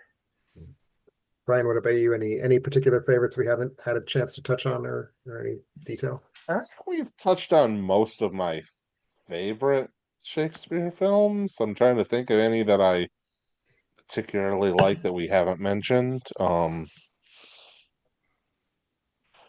But in lieu of that, because I can't think of any that I particularly like, oh, we missed this one. I do want to say something I said on the Discord the other day, but about the Branagh Henry V. I'm not British. I'm of the opinion that the monarchy should probably be abolished. Listening to Kenneth Branagh deliver the St. Crispin Day speech makes me willing to die for king and country. I think, as I said, I think that is my favorite of the histories, and I feel like the Scottish play goes in a completely separate bucket than any, especially as adaptations. It goes in its own bucket, separate from everything else. No, you're an actor because you keep calling it the Scottish play. Oh, I will not say the name of that play. You will never hear that word come across my lips. Even off stage and out of theater, that's commitment. I will not ever say the name of that play. All right. I have read about the riots that happened in New York.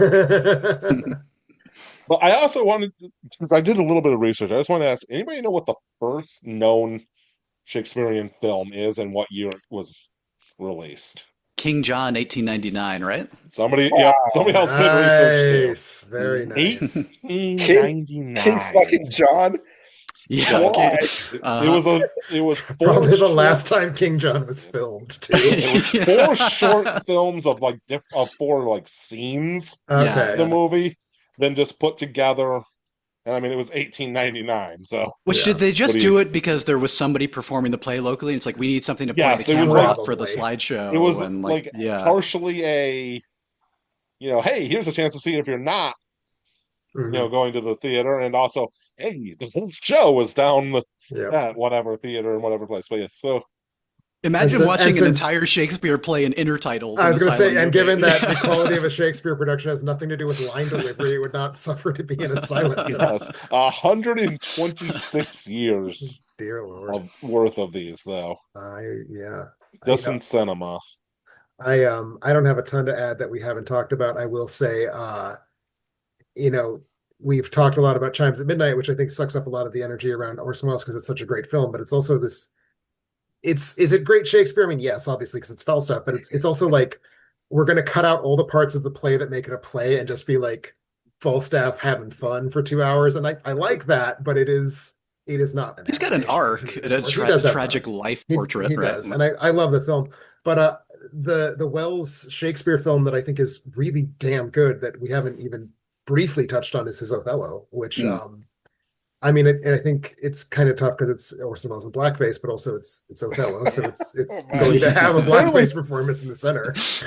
We really didn't touch on Othello at all, other than it's because it hasn't really been served very well by movies. There's a terrible stage. This is erasure, sir. So there's a good production that was turned into a terrible movie that was called. It was an Olivier starring, I believe. That isn't really a movie. It's just they filmed the stage production and they did a poor job of it. Then there's and then there's the Orson Welles and I do think The which Wells is one of his best European exile films because it's just really good location work. So yeah, I will say about O, which is not a particularly good movie. It's not a particularly bad movie, but I'm a sucker for all of that like mid 90s to early 2000s.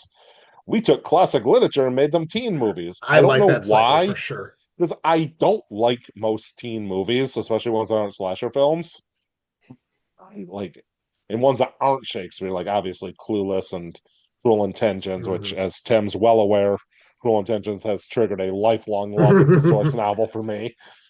Um, and so I enjoy O without thinking this is a really good movie, but it's fun. And as I said, there is not a lot of Othello adaptations out There's there. not. I mean, I'm sure there's others that we don't know about because there's Sure. 1,800 Shakespeare films, but Yeah. Oh, is that Um, all? yeah, but I at do least want according to. to IMDb, not counting any that they've And missed. Yeah, apparently, not one of them is the two noble kinsmen. good. Who I wouldn't have I that? do want to add a couple other films that we haven't talked about too much. One is, we're talking Ron.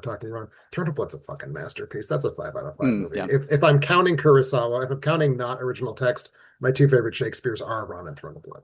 So Mm. there's that. But I also, I certainly hear Romeo and Juliet by Zeffirelli, which is I do think the best adaptation of Romeo and Juliet. I will Mhm. raise the Zeffirelli Taming of the Shrew, which actually was 2 years Mm. earlier. It is a Richard Burton and Elizabeth Taylor film, one Yeah. of the Oh, films they made together. I have owned that for about 8 years, and I still haven't got around to watching it. To my great shock, not Burton being great. He's obviously a Shakespearean, that makes sense. Elizabeth Taylor's great. Like Is she Catherine? she's Catherine. She's done Yeah. so much work to figure out the language and how to deliver it, how to make it funny. It's a funny taming of the shrew, which I don't think should be Yeah. possible for the 20th century. Yes. So I do actually And really like that adaptation a lot too. And she is so good in that, and that adaptation is so successful. And I think that's one of those movies that a lot of times, like especially community theater Shakespeare actors, struggle to get away Mm, from that version of it and not just doing like her performance as Catherine because they sure. fixed it. They Or fixed not it. fixed it. They found a way to make it work. Right, And exactly. Yeah. Like I said, I have had that sitting around for like 7 or 8 years on my I need to watch this pile. It's good. You will not be And it's been disappointed. just sitting there. Because I do like that play a lot, Yeah. even with all the Baggage. problematic elements. Yeah, you know. But I mean, Uh it's a play from like the late 1500s. Or maybe early 1600s. I don't know what yeah, year it's from, but late 15. late Yeah, 15s. late Yeah. 16th century. Uh, Real quick, 'cause I know we need to start wrapping up pretty quick, but I want to ask the flip side. What are the name like one or two really bad Shakespeare films? So we can just kind of like, touch on what makes a bad Shakespeare. well, if it's on Mystery Science Theater 3000, it was probably Oh, that's a Shakespeare. They bad did Hamlet. Hamlet. They did Hamlet once, and of course, they had to hack it down. But even those 90 minutes are It real. it's a tough episode to get through. I think it's one of the worst Yes, episodes of Yeah. the show, in addition to I being a have bad never been film. tempted to seek out the movie without Yeah, for I mean, sure. talking I robots. think it's funnier. It's funnier that they attempted to do it than what they actually produced. I do like the skit where Crow devises the game show Alas Poor Who, where you hold a skull in your hand, you have to guess who it was in Yeah. Alas Poor Yeah. Format. That's But about yes. it for the humor. Yeah, Mm. it's a bad Hamlet. Hamlet, I think Hamlet's really easy to get wrong. It Like for Macbeth, sure is. Macbeth is easy, like it's very cinematic, and Hamlet's like the opposite. You can fuck up Hamlet real easy. So much of Hamlet is just those speeches directly to the audience that, like we were saying, you have to decide how to handle those in a movie, Mhm, and it's very easy to handle them badly unless you put them in Blockbuster. mhm. Hmm. Now I that's my least favorite Shakespeare movie I've seen, other than maybe the Mystery Science Theater So two Hamlet. Hamlets. But so yes, I guess we are. That's saying Hamlet is easy to make bad. It's very easy to make that. Caleb, what about you? I couldn't come up with an interesting answer to this, so I'll just say fucking Romeo and Juliet. Why not? Oh God, It's hard to imagine anything more abysmal. That I is have not a watched great that. I answer. probably will never watch that. I have an actual answer, but then I do want to build off of the anti-Hamlet sentiment. I think the Branagh Hamlet, which is clearly not the worst Shakespeare film, that's not even the worst Hamlet adaptation. It's clearly better than the Mhm. Ethan Hawke Hamlet. I think the whole gimmick of we're going to do the whole text of Hamlet, it's going to be uncut. It was never done uncut. There's never been a 4.5 hour production of fucking Yeah. Hamlet. Shakespeare didn't oversee a 4 hour Hamlet. It's an accretion of multiple drafts, and it should be curated. And I think Branagh was a naughty boy for not curating it. But my actual pick for the worst adaptation, we briefly touched on why haven't there been more Hollywood films made because American Hollywood actors don't have Shakespeare training. Oh, I know where you're going Some with of those this. early 30 ones blow. The Romeo and Juliet I starring knew Norma that's what- Shearer. This isn't my pick actually, but that one starring Leslie Howard and Norma Shearer is awful. It's awful, awful. I've heard nothing but bad things. But my actual pick for the very worst one of all time is, I believe, the first ever sound film of a Shakespeare play. It is the Mary Pickford Douglas Fairbanks Taming of the Shrew. Oh. Notorious for having the title card play by William Shakespeare, additional dialogue by Sam Taylor. That's actually a joke That's in Kiss funny. Me Kate. Yeah. So there is a joke about it. it's a joke at his expense. It is absolutely a joke at his That expense. joke was That- real. Yeah. That is Right perfect now. too, because isn't 1929 that's like easily the worst year in cinema by your I- reckoning, right? it Or is my not least counting favorite year. It is plague my year. least favorite Yeah. Yeah, well, that's the year that nobody knew how to do sound film, but everybody was doing them And- because they were that new hotness. And that is compounded by Mary Pickford having never figured out how to act in sound at any point until she retired. So her being a notoriously difficult part to make like palatable. Right. Dreadful film. But I will also say the 1936 Romeo and Juliet is dog shit. And if you want to see actors who are just lost at sea in Shakespearean dialogue, that is a great place to Well, see. also, didn't they cast like people in their 40s to play Leslie Romeo Howard and Juliet? Norma Shearer are both like well into their 30s. Yeah, it's like that ruins the movie so much because Yes. it's about stupid teenagers who It's want like, to fuck. Juliet, As I'd soon like as to they're climb up to adults, they're your just dumb. I'd like to climb up to your balcony, but I can't because my sciatica is acting.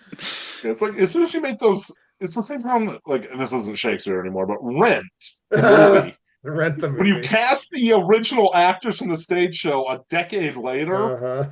they're no longer young starting actors. Right. Oh, anyway, yeah. Last question before I let us wrap this up. Is there any filmed adaptation you want to see that you haven't? All of the plays have been filmed because the BBC has done it. Not all of them, of course, have been Right. theatrically released, and some of the ones that have been theatrical have not been done well. So is there a play that you wish could get a really good movie version that we're still waiting on that? Pericles, Prince of Tyre. It's based off an ancient Greek novel, so that's just that's my bread and butter. I just want to see a good Pericles. Sure. That's there. No justification. That's No, it. that's Just legit. I like it. I mean, Pericles is the play from which the phrase "it's Greek to me" came from, so it is an incredibly Mhm. crucial part of the development of the language. maybe Troilus and Cressida, so I don't have to read it. That Oh, too. it's pretty fun. It's It's not as homeworky as some of the other ones are. Okay. Well, so ripping off Chaucer again, like with the Two Noble Kinsmen. That's one. I It's acted in a better than the Two version Noble of Kinsmen. It is definitely you can guess when this was, but I acted in a version of Troilus and Cressida that was cast as a Star Wars production with including lightsabers Nice. for all the battles in that show. Okay. What would that be the version you want to see? Do you want to see a Troilus and Cressida in the Star Wars No, universe? if I were to give a slightly serious answer, it would probably be like maybe let like Robert Eggers give whatever his take on the Tempest would be. But like dream world fantasy, any across time, any Shakespeare I could have done would be an animated Midsummer Night's Dream, like hand animated, Walt Disney Studios at its peak or something like that. Like it will never happen, but that is such a sumptuous play. It could be beautiful there. And while we're imagining fun things that will never happen, a Muppet Titus Andronicus, I think would be just about the funniest possible way to employ them there. And I've actually seen a marionette production of the show that was phenomenal at Philadelphia Shakespeare Theater. That has made me want that ever since. What about you, Brian? I did just think of one that we didn't mention that I think we should have earlier. Just Please. real quick. The Gerard Butler starring Coriolanus from Oh, yeah. I don't know, decade or so ago. Because that's Oh, a yeah, movie, that's a good that's a one. play that probably would have been on my list of does this play not have a good movie? it should be having that. And then they made one that's a pretty good movie. It's With perfectly Gerard fine. Yeah, it's Butler. good. It's as good as Wow. a Gerard Rafe- Butler Rafe Shakespeare Fiennes. play is going to be. Yeah, I would not have put Gerard Butler is not who I would have chosen for the lead, but a lot of the rest of the cast is very strong.